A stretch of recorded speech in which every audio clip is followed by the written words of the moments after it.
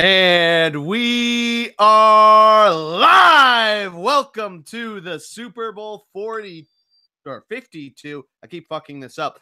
Preview here on the Fun V Tailgate presented by ThunderblogSports.com, a part of the Bullpen Cart podcast feed. I, of course, am the G-Man.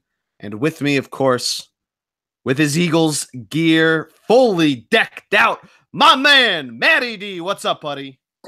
It's like the best weekend ever. I'm so excited. I'm so fired up, man. I mean, it's gonna be unreal, incredible, and it's been too long, obviously, since Philadelphia fans have had this moment. And I got to tell you, watching the Pro Bowl this past weekend and the skills competition, it was great not to see a single Eagles green helmet on the field anywhere, man. It was fantastic, and I'm just fired up. And God, I honestly, I mean, the work week has flown by for me. I was nervous. I mean, it's Wednesday, but first 3 days, I'm just ready. I'm just ready to get to it. I'm ready for Sunday.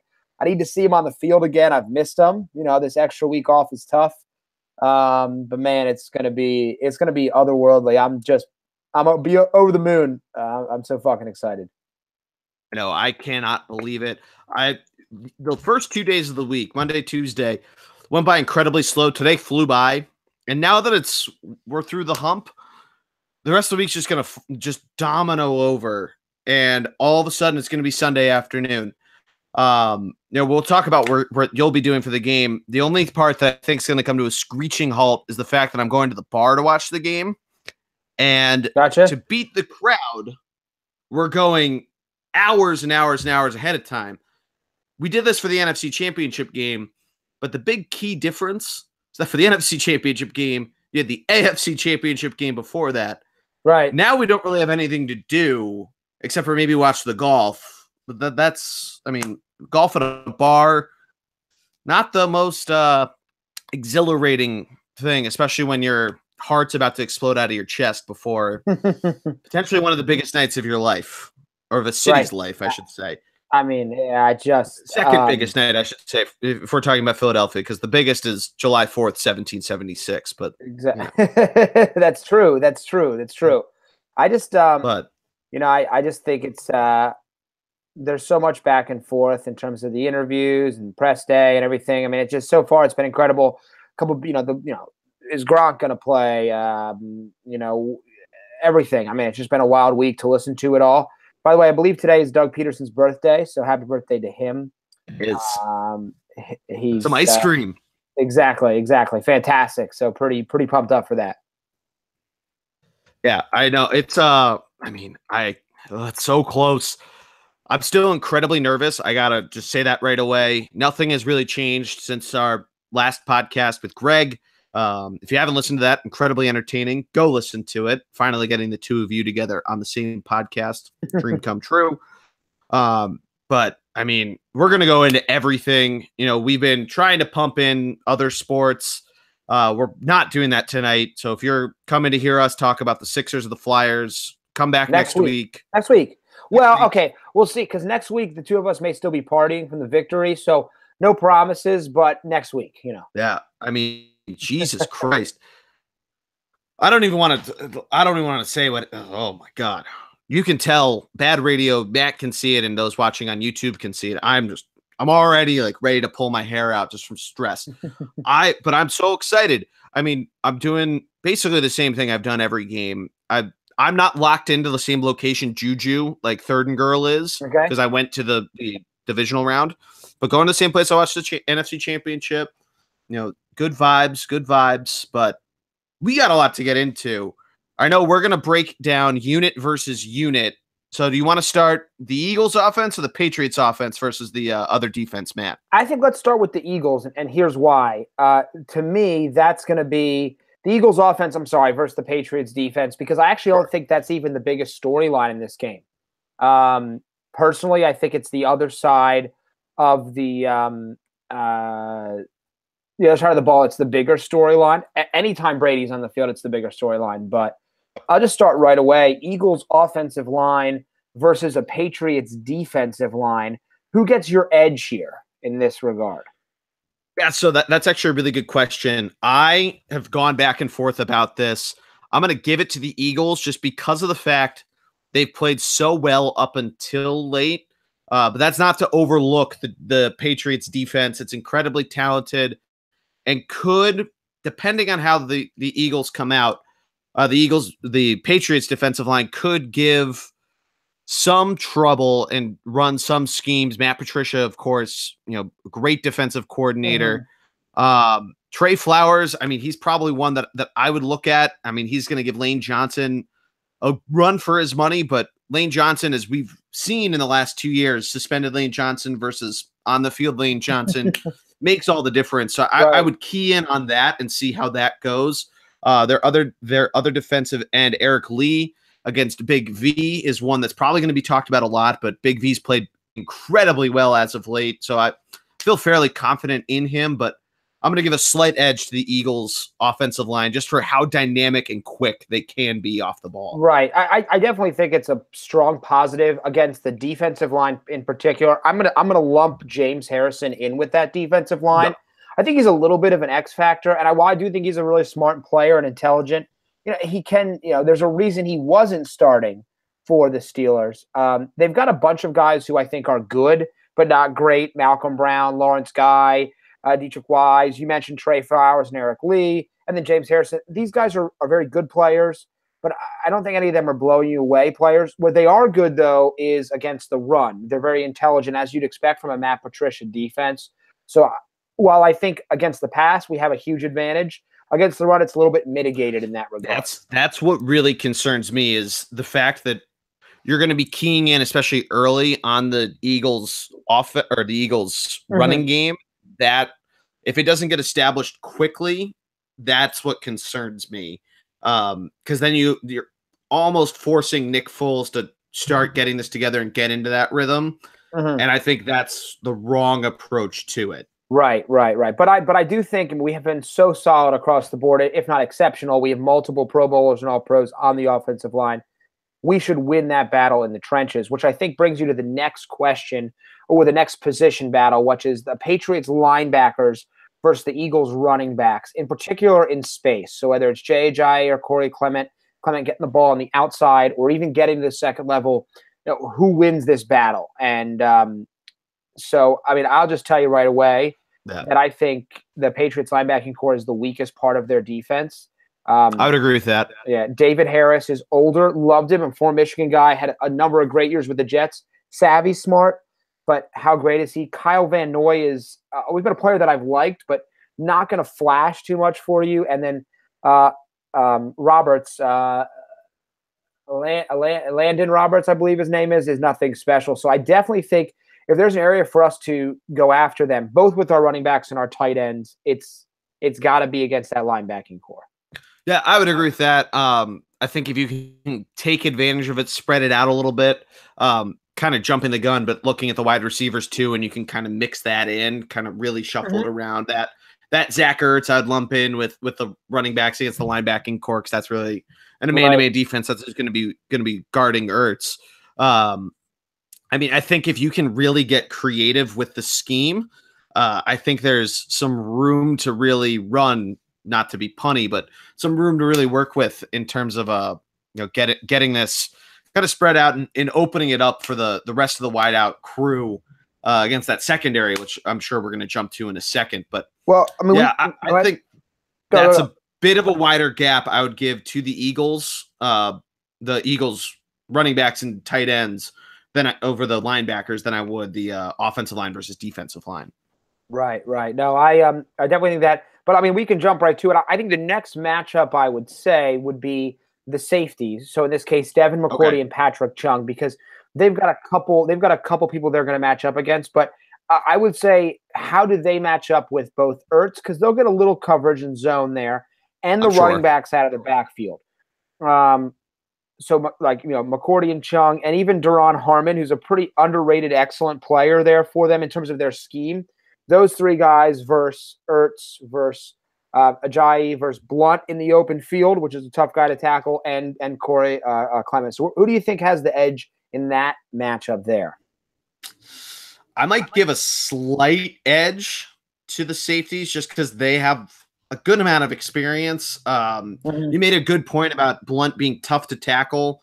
I think it kind of comes, I mean, obviously it's a team game, but it comes back down to how well can the Blount portion of the Eagles offense, that run game, really get it going. I think Ajayi is a lot more likely to have a better start to the game. And I think you might be able to give him, short to medium gains. I don't know necessarily about long gains on them because I think, especially if you're coming out in zone and having interesting schemes coming out, those safeties, they're going to be knowing what they're doing, and it's something that just tells me they'll have the slight edge there. So I'm going to give that one to the Patriots. But it's close. I mean, it's a close call for me. What about you? So I think it's really tight here. If Darren Sproles is on the field, I don't think it's even a question. Yeah, I agree with that. I would tell you I would lean towards Devin McCourty, more so than Patrick Chung, who I think you can expose. But McCourty, to me, is still an all-pro caliber player. So I think he has an advantage there when it comes to tackling these guys. And as good as I think Ajayi can be with catching the ball, that's not his elite skill, and Corey Clement's still pretty young. So to me, that's something to look at. I think that's going to be a matchup that slightly favors, but honestly, I'd probably call it a draw. I'd just say, look, they're going to match up well. They're both going to make plays both ways. No, I like that a lot. So we move then to, is it corners and wide receivers? Is that what we're moving to next? Receivers, and I think you have to really look at this. It's Stephon Gilmore and Malcolm Butler and Eric Rowe versus Jeffrey Smith and Nelson Agholor. Mm-hmm. So, I mean, we look at them as a package. I'm going to give the edge to the Patriots. The talent is immense on the outside. Yep. So I think as a full package, these guys can negate Torrey Smith, although we've seen them have some communication issues, but they've gotten much better at that. I think the spot where we win, though, is at the slot corner position, because I think Nelson Agholor can take away one of our old friend Eric Rowe's.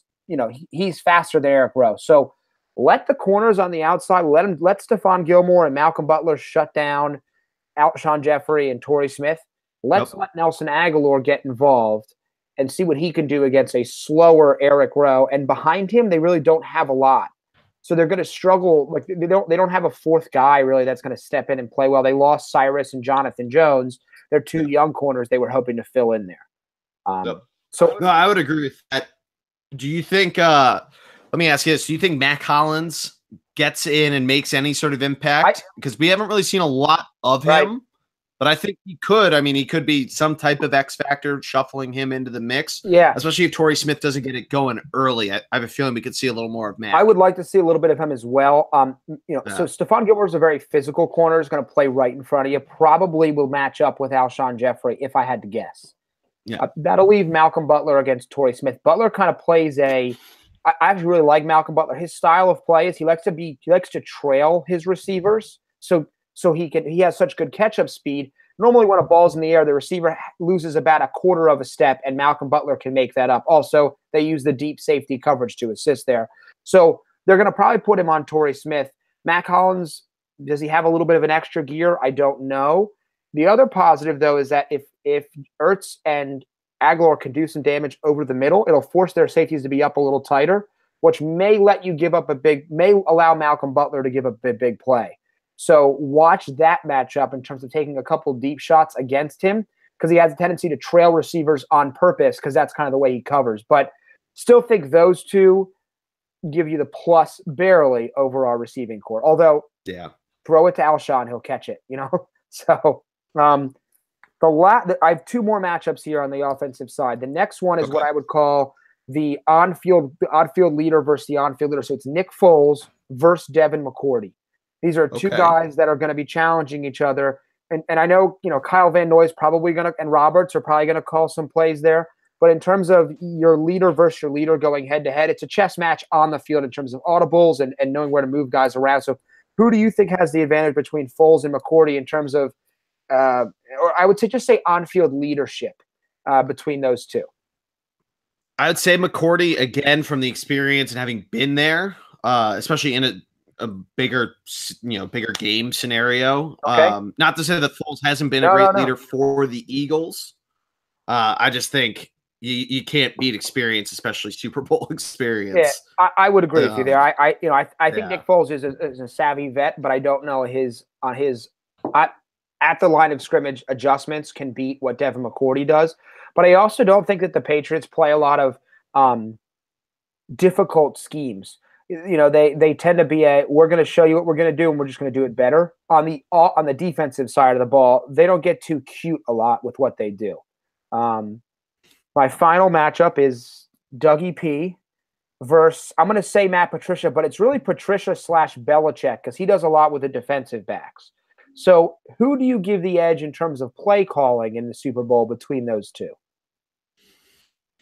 I might call it a push, but I'd give the slight edge probably to Patricia again for the experience factor. Okay. But Dougie P's he's done his homework for a lot of these different matchups that we've seen coming down and into the Super Bowl. So I wouldn't doubt him. So I'll probably give a slight edge to the Patriots, but ever so slightly, because Doug Peterson has been able to evolve, especially throughout the playoffs as well. Right. I think it's you make a great point there, because they have all the experience, and I know that. But hey, so does Doug Peterson under Andy Reid. I'm going to tell you, and I'm a big Matt Patricia fan. I think we're thinking, who's he going to? Titans, Lions? Lions. Okay. Lions are getting a great pickup there. I'm going to give the edge and a surprise to Dougie P in this case. I think what he's been able to do in terms of really after that Chiefs game way back, I'm very impressed with. Okay. So you say Patricia slightly, I'll say Peterson slightly. If I take Peterson, the Eagles win out. If you take Patricia, the Patriots went out, but I think it was really tight the whole way through.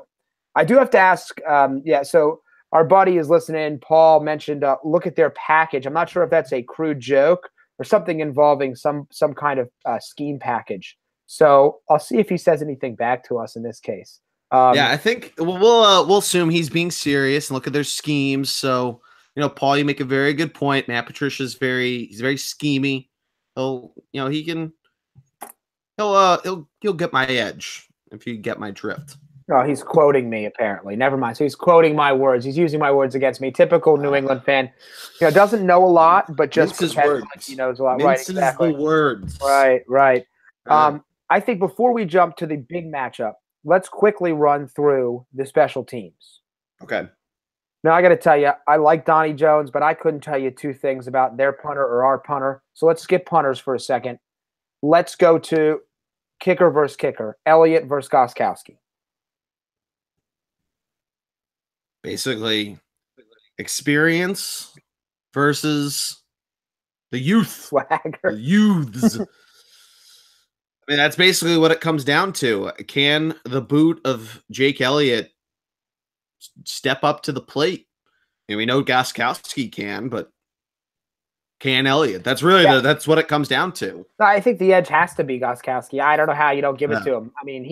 Imagine a team. So we've always talked about how great it is that like the Colts went from Peyton Manning to Andrew Luck, or the Packers went from Brett Favre to Aaron Rodgers. How many teams go from Adam Vinatieri to Stephen Gostkowski? That's like I'm a little jealous of them in that case. They've really not had any kicking woes for better part of like 2 to 3 decades now. It's not like David Akers to Alex Henry. Right. So makes me chuckle slightly when you see that. So I just wanted to touch on that briefly. I thought because I want to give due to the kickers because I think they both could come down to it. I think the positive for the Eagles is Elliott's made big kicks, never on this stage, but he has that kind of range. So we'll see what happens, and we'll go from there. But let's just jump to the matchup. I think this is where the Super Bowl is going to be decided, and that's the Patriots offense. Timmy Brady. The Golden Boy versus one of arguably the best defensive line in football and one of the best defenses in football. And we'll just go down the same list. Patriots offensive line versus Eagles defensive line. maybe a key matchup, or who do you think has the edge? I'll leave that to you because this, to me, might decide the Super Bowl. I agree. I think it does decide the Super Bowl. And a big thing that a lot of people have talked about coming into this is how have the Patriots, specifically Tom Brady and Bill Belichick, how have they lost their 2 Super Bowls, both to the New York Giants? And it's came down to their great defensive line, including great defensive ends that pressured Tom Brady, made him throw it quick, which, we're not doubting Tom Brady's ability to throw it quick, but they were able to consistently apply that pressure. And I agree with you 100%. This is what it comes down to. I think on the Nate Solder and really whoever you want to put in at the right defensive end, whether it's Vinny Curry, Derek Barnett, you're sending in Nigel Bradham. I know he's a linebacker, but he's flying in. I mean, I think kind of just continuously chipping him, throwing in some schemes that we've seen Jim Schwartz do all season. I've referred to it basically as a hockey team. You're rolling lines of different players. Not to continue Paul's crude jokes there, but package. Basically you're rolling hockey lines here. Whether it's Derek Barnett, who's had an awesome, really last 8 games. Then in the middle you have Timmy Jernigan, who should be healthy to play. He didn't practice on Wednesday. He'll play. He'll play. Yeah, he's not missing this shit. That's the same thing with Gronk. Needs to pass concussion protocol. He's playing. But Bo Allen's still great. Then you have Brandon Graham and Chris Long at the left defensive end. I mean, literally, you could flip-flop them, and you're not really losing anything. The sacks above replacement, if you want to just throw in some sabermetrics to it, it's not that big of a difference between it. So, I mean, the fact that you can consistently do that, and again, it just comes down to really just getting that, applying the pressure, really coming in.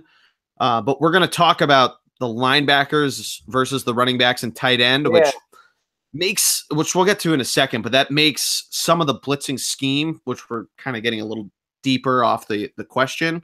Makes it a little more nuanced, but I'm still going to give the line to the Eagles, or the edge to the Eagles defensive line. Well, it's definitely the one thing that, and you mentioned this before, no matter how good or smart your quarterback is, and I'm not taking this away from anybody, but a great defensive line, Brady knows that those 4 guys are coming every time. Yep. So you can't stop that. It's not, there's no trickeration with the pass rush. It's just 4 guys coming at you. Can they get through your line? I will say this. While I think that our line is a positive and they're going to beat the Patriots offensive line, if they have to defend Brady for longer than 2 to 3 seconds. Nate Solder is an excellent left tackle, although I do think, a guy like Derek Barnett, Vinny Curry, Brandon Graham, and Chris Long can beat him. The center, I want to give the center of this line props. David Andrews, Shaq Mason, and Joe Thuney are excellent up the middle. Now, they're going to have their hands full against arguably the best interior pass rush with Cox, Jernigan, and then Brandon Graham sliding on the inside. And I know Allen is there, but I'm going to give it to Brandon Graham, really. They're going to have their hands full. But they're an excellent line, center of that line. So I think the Eagles win, but it's not as devastating as you'd expect.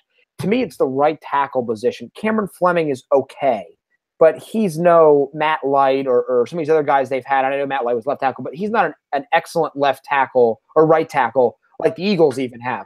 So if you're going to beat him there. Get Brandon Graham or Chris Long or Derek Barnett lined up over him and go to town on him and see what you can do. So I give the Eagles a win there, but I do want to give props to the center of that offensive line. They're pretty good. Now they have zero depth. So if they lose anybody, they're in a lot of trouble. And same with the Eagles, but that's a lot of offensive lines. Right. I mean, I like Chance Warmack or maybe even Isaac Seumalo better than the guys that they're bringing off. Ladarius, Waddle, and other guys. But yeah, so I guess the next matchup is really quick before we move on to that. I just have to ask you a question. Yeah. So, bit of news if you haven't heard it. Brett Favre is the keynote speaker the night before the Super Bowl for the Eagles. Do you know who was one of Brett Favre's defensive ends? I'll answer the question. It's Reggie White. Okay. Oh, that makes sense. Yeah. Yeah. Go on. So, reason why I bring this up, do you know who broke his record at Tennessee? Oh, Derek Barnett, of course. Do you think Brett Favre is just going to see Reggie in his face and just give him just all the Packer magic, the juju? Is he going to send it his way? I hope he does. Yeah. Because we could use a little Reggie White and Derek Barnett. Exactly. We could use a little bit of that. So, yes. No text messages.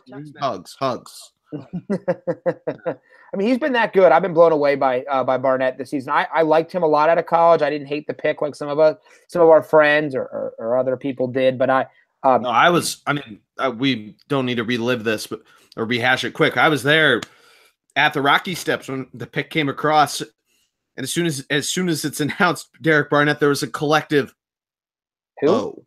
Not like a surprised like the Bears picking Mitch Trubisky, but right. Like the place went flat. It's a boring pick. It's a boring pick, just like Malcolm Jenkins was a boring signing in free agency a few years ago. Well, guess what? Not that boring now. Our next matchup is a critical one, and it's the running backs in the running game versus our linebacking core. So we're looking at mostly Dion Lewis, a little bit of Rex Burkhead and James White. Mike Gillislee probably will be inactive if I had to guess. He's been battling injury anyway. Who do you give Bradham and Kendricks? I won't even add the other guys. So Bradham and Kendricks versus Lewis, Burkhead, and White in the running game specifically. Specifically in the running game, I'm going to give a slight edge to the Patriots running backs just because they are versatile. And James White plays incredibly well in the playoffs.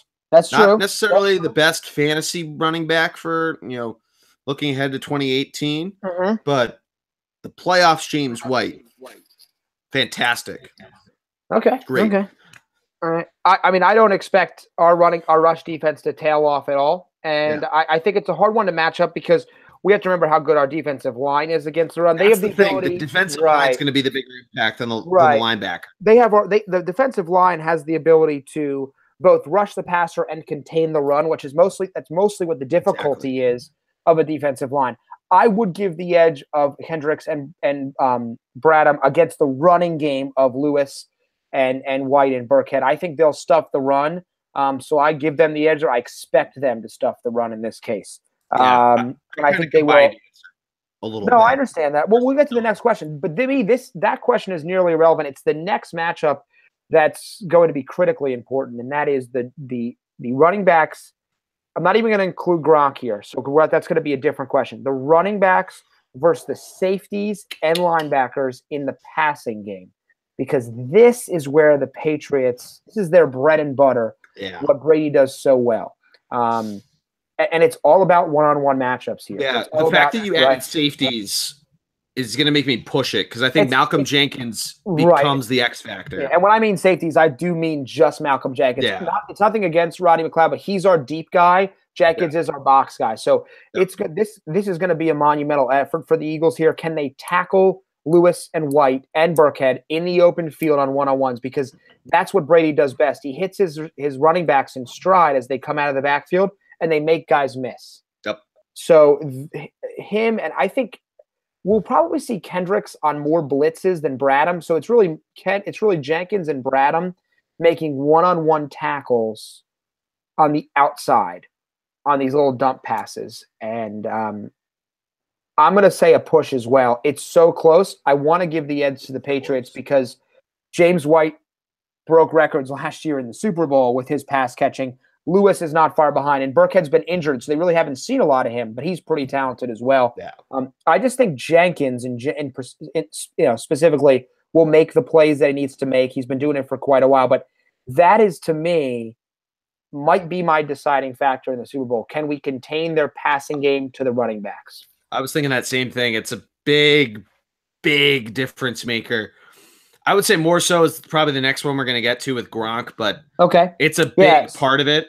That's really, like you said, it's their bread and butter. It's right. A lot of what the game's going to come down to. A lot of third downs. Yeah, we'll get to Gronk in a second. My next matchup is the corners versus the wide receivers. So I'll give you the way I see the individual matchups probably playing out.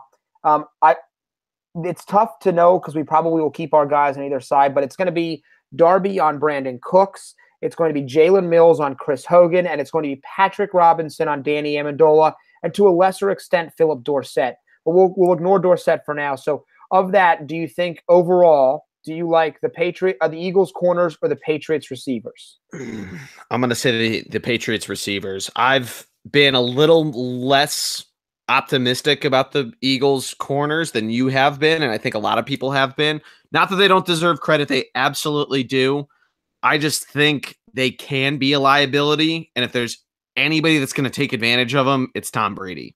Exactly. Yep. And I think the hard part is with Cooks and Amendola, their quickness is something that we get burned on with double moves. This is a Cooks special against Jalen Mills in particular. Yeah. I'd say Ronald Darby too. He gives a lot of space in front of him.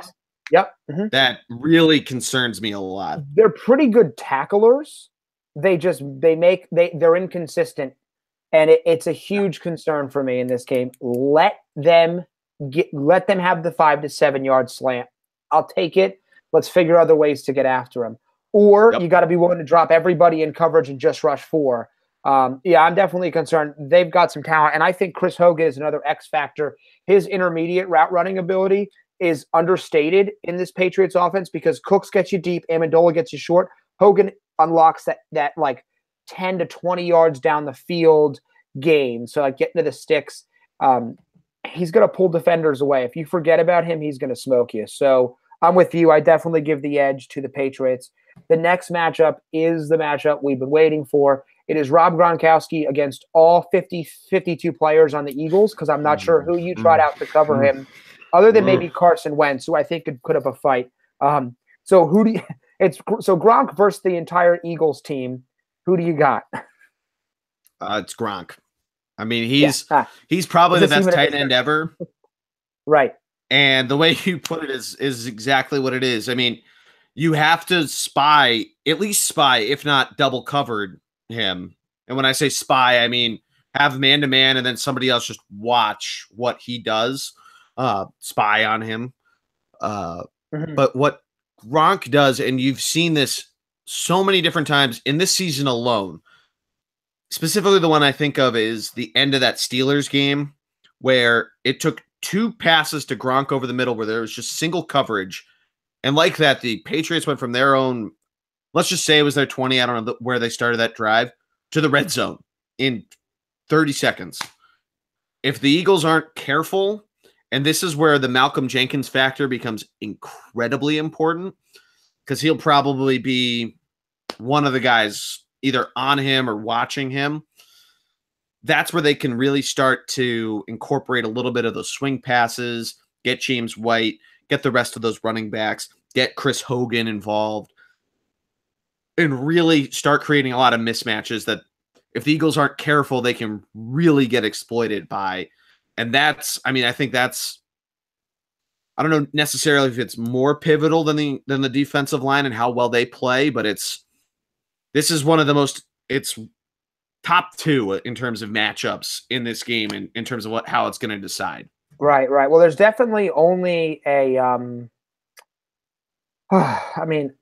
there's only a few guys in the whole league that have ever been able to decently cover Gronk, one being like Eric Berry, one of the all-world safeties for the Kansas City Chiefs. If Jenkins can't handle him early, or maybe Kendricks, but I don't even think that's a good matchup, then you're going to have to basically bracket him with an over-the-top and an under kind of defender. He can beat that, but it's a little more difficult in that regard. But you got to be willing to be physical with a guy his size, because as great as he is, and I do think he's the best to ever do it, I do think he's injury prone. So I don't think you'll ever catch like a Tony Gonzalez or Jason Witten statistically, or even Antonio Gates. But so be physical with him. I mean, I hate to say this about him, but he has a huge laundry list of injuries. And I'm not saying I want to get anybody injured, but just beating him up a little bit, which is hard to do, it's one of you just have to be able to lower your shoulder and smack him a couple times to let him know. Once again, he'll run you over, so be ready for that. But, that's what you're going to have to do. I'm with you, though. I think it's a Gronk victory there. I think we know the answer to the next question, which is Malcolm Jenkins versus Tom Brady. Those are really the brains of the defense there. The leaders? Yeah, I think we can both agree we're going Brady on that one. Yeah, the guy has 5 Super Bowl rings. He He beats anybody except for probably Belichick in that versus question. Right. Now, the next question is our boy, Jim Schwartz, versus Wonder Kid, not really Wonder Kid anymore, but Wonder Kid once in a day, future Indianapolis Colts head coach Josh McDaniel. Now I know it's really McDaniel / Brady in this case because they do a lot of work together. Who do you like in the coaching matchup here? So I actually do like Jim Schwartz more than Josh McDaniels. I think it's more the the arrow than it is the bow. If you want to call Brady the arrow and McDaniels play calling the bow in the scenario. But yeah, I just think Jim Schwartz, we talked about it a little bit. He gets creative well enough that he can come up with a great plan, but it's as soon as you get hit and how fast you get up is obviously what's going to make the deal. But I think on paper, Jim Schwartz gets a little bit of the edge there. Okay. Yeah, I'm with you. I like Schwartz better. I think he's one of the best defensive coordinators in the game. Yep. The toughness he brings to his defense, the resiliency. They don't really change what they do dramatically scheme-wise throughout the game. They stick to what they do best, and they just rock and roll with it. So I'm going to give it that to you. So when I do the quick math, I have 1, 2, 3, and a push.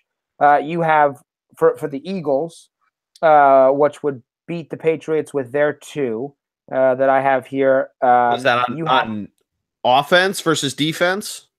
The Brady versus Patriots offense versus. Okay. I have them winning by one matchup. You have the Patriots winning by 1 matchup. So either way, both sides were this close the whole way across. So the looks of it to me is this might be a nerve-wracking game. The last thing I want to see is us be in the lead and Tom get the ball late, as good as I think our defense is. Yeah, that was a question I heard on sports radio when I was driving to hockey the other night. Would you rather have, with 2 minutes on the clock, would you rather have Brady with the ball up 4, or would you rather be down 4 and give Nick Foles the ball? I don't know how you don't pick Nick Foles. And I think our defense is the best part of our team right now without Carson. But there's a reason Brady wears that. He has all the rings that he has. I think you have to say Foles down 4. Let's see what we can do. And I'd also always rather have the ball late. I don't know if there's a good answer for that. I guess let's make Nick win it. And if we don't win it, then it is what it is. If Brady beats us, we're going to be sick to our stomachs for decades, and it's going to suck. Yeah. So, I mean, look at the Falcons last year. Right.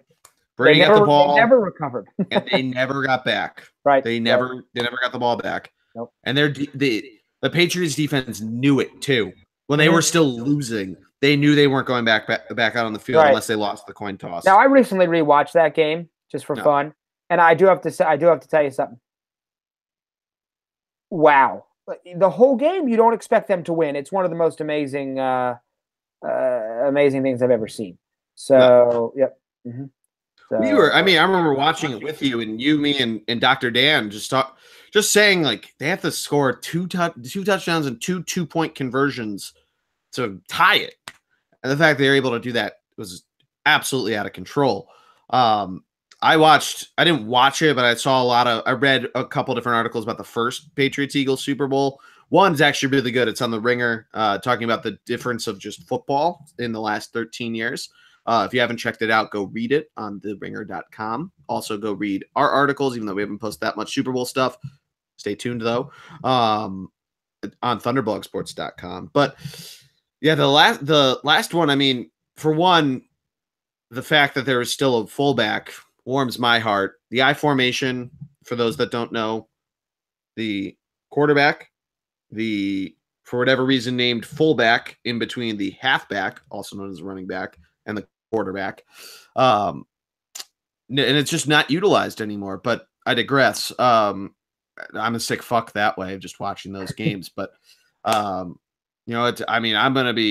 had Heart Attack City basically all season. I've been incredibly nervous about every single game. So it's not even I had a feeling like this for the Vikings game that I can rely on, but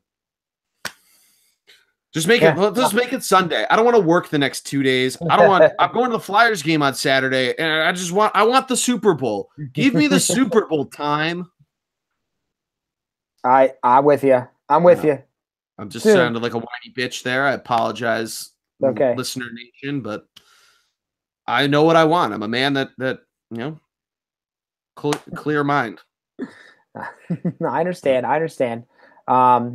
So I will let everybody know, and I know Jordy was going to talk about that we will have an official Thunder Blog business trip to the Super Bowl. Business trip. I'm not on it, but business I'm trip. very, very blessed to have the opportunity to go, and I will be there. Hopefully, get some great pictures for the blog on Instagram and elsewhere, and be very excited to go out there and hang out with Carson and the team and stuff. No. Just kidding. I'm fired up. So I leave Friday, and I'll be out through the weekend, and it's going to be incredible, and I can't wait to celebrate Sunday night, Monday, Parade Tuesday, Wednesday, Thursday, Friday, just forever, basically. Knock on wood, knock on wood, knock on wood, knock on wood. Well, look, look, here's the thing. We're playing the Patriots, arguably the best dynasty of all time, okay? So at this point, can we jinx ourselves any more than facing the best dynasty in arguably the history of sports, as we talked about last week? You're giving them bulletin board material, Matt. Oh, please. You know what? There's plenty of bulletin board material to go around. 2 viewers right now, and one of them's Tom Brady. He's really upset. I'm really nervous, if you can't tell from the tone of my voice. I understand your nervousness, but I'm pretty fired up. Get some nice food, some beer, and go from there. Yeah.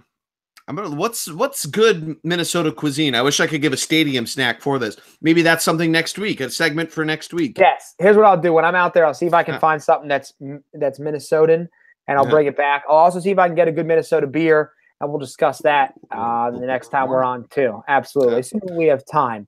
I will say, because we haven't done a beer corner on the show in a while, and we're going to do one in a little bit. I finally had the Dallas Sucks.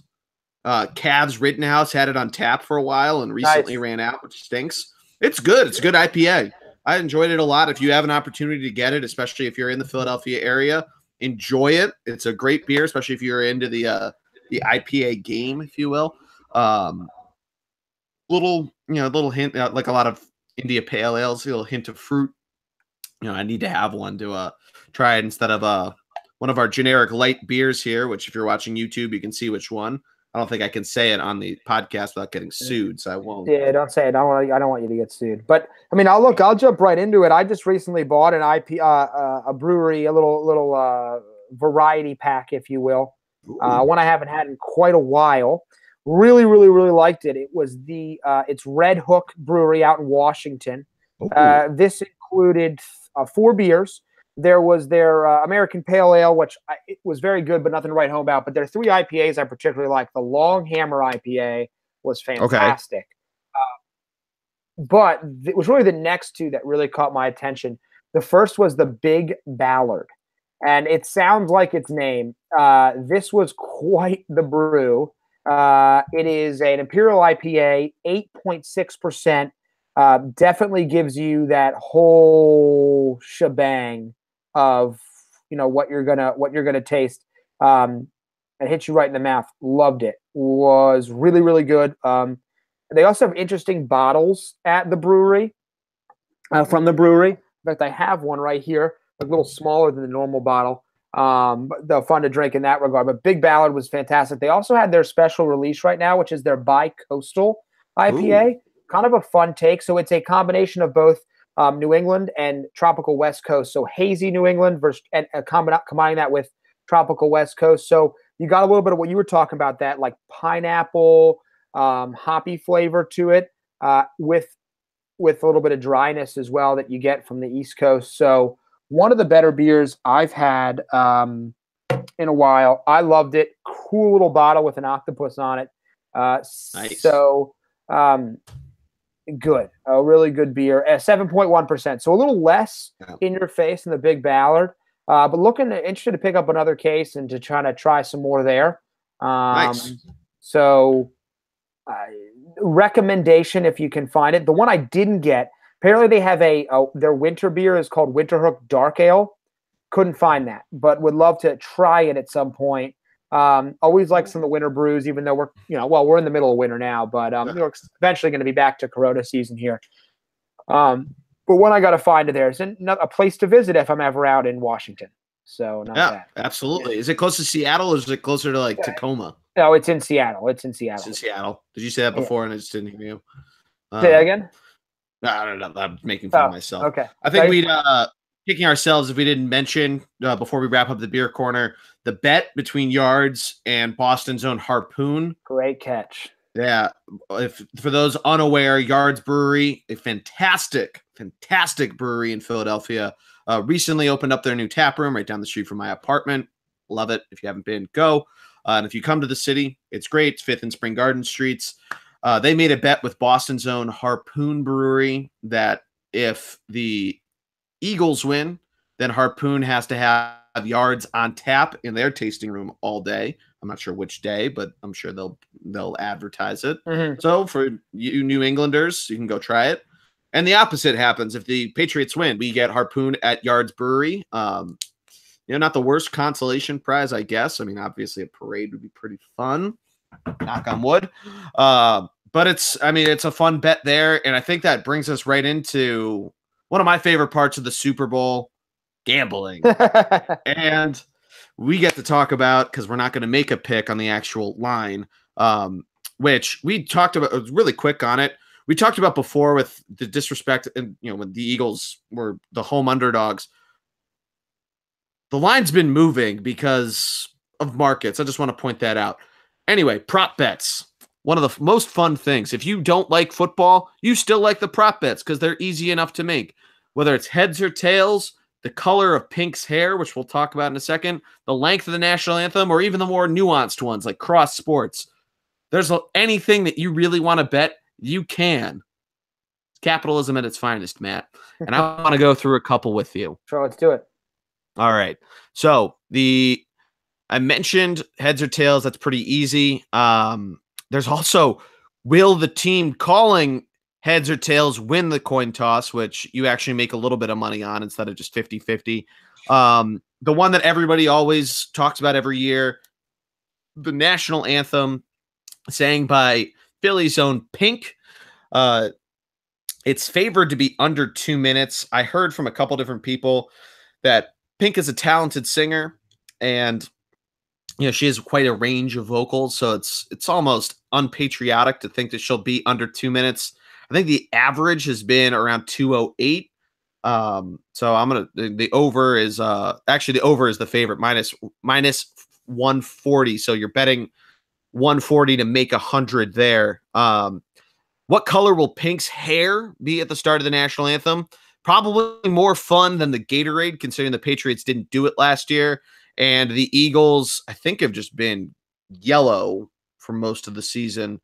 And I say that because they poured it on him after the opening week. But we have a number of different options, which how Vegas came up with these combinations, I don't know. But you got pink/red at plus 150, white or blonde, which that covers a large spectrum, but I guess it's just the lighter hairs. Plus 175. Brown or black comes in at plus 400. Then you got blue or purple and a separate bet, green, but both are plus 500. I think, if you really are getting into it and you're really scratching for one, that's one you can pull out at your Super Bowl parties. That's not a bad one. I like that. You got to give some people some Super Bowl feed when they're hanging out, so they sound smart. Yeah. One that I think is incredibly. This might be a good one to bet. Will Pink say Eagles before, during, or after the national anthem? Pink is from here. That's why this bet comes up. I mentioned that before. Same with, will she wear Eagles gear while singing? Oh. Both of the yeses are the plus numbers. So in other words, you bet 100 and you make money. Bet 100, you get 110. For a yes on will she say Eagles, I think that's a mortal lock. No is minus 150, which I think is crazy. Will she wear Eagles gears? A little more intriguing. Yes is bet 100, you win 200. Okay. No is you have to bet 500 to win 100. I feel like she'll probably dress a little classier, so no is probably a good lock there. But interesting one enough. Another one that's always shown is which quarterback will be shown. Tom Brady, Nick Foles. Brady's favored there, which I think NBC broadcast, they're probably going to give it to him. This is a good one. And I think some of this is bullshit because it's Al Michaels and he knows the prop bets and he'll usually fuck around with this, specifically the Deflategate game, the first game for Brady to be back against the Colts. He said Deflategate for the over purposefully. But how many times will Carson Wentz be mentioned? Over under set at 3.5. I think that's an intriguing line. I might take the over there. I would definitely take the over there. Yeah.